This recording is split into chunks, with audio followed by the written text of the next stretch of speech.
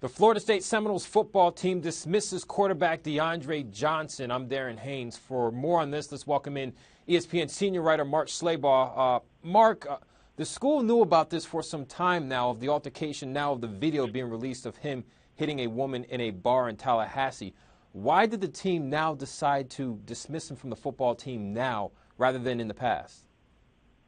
Well, I think we have to believe that the release of the video had a lot to do with FSU's decision. They've known since June 25th that Johnson was involved in some sort of an altercation at this bar with this 21-year-old female student. And when Willie Meggs, the state attorney, once he released that video, I think the negative reaction and the pressure from the public for Florida State to dismiss him was probably overwhelming. Jimbo Fisher had to deal with Jameis Winston and some of his incidents in previous seasons. Now you have this incident with one of his backup quarterbacks, DeAndre Johnson. What is their head coach saying today? I mean, they've certainly had a string of off-field incidents over the last couple of years. The administration of Florida State has stood behind Fisher, gave him a new 5-year contract that pays him about $5 million a year. I mean, Florida State's had problems similar to a lot of other schools around the country, but it just seems that, they seem to be in the spotlight more so down in Tallahassee than other places. How is Jimbo Fisher reacting to this?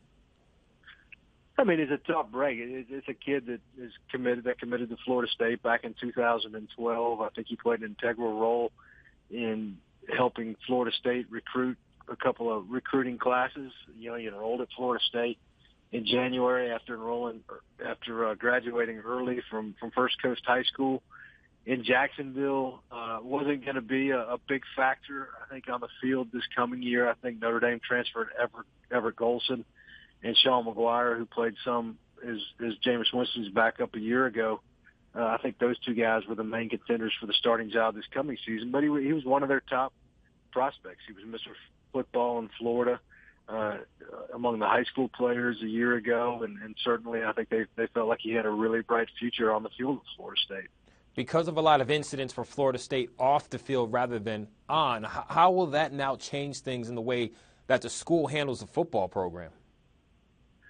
I think this is I don't think Florida State could have made any other decision in this particular incident, but it's the first time that they've really taken a really firm action with one of their players. They've been accused over the last couple of years of being too soft on players who've gotten in trouble with the law. But once this video was released this morning by Willie Meggs, the state attorney down in Tallahassee, I think it's just really hard to fathom FSU going any other direction. That is ESPN senior writer Mark Schlabach on the latest on Florida State dismissing their quarterback, DeAndre Johnson.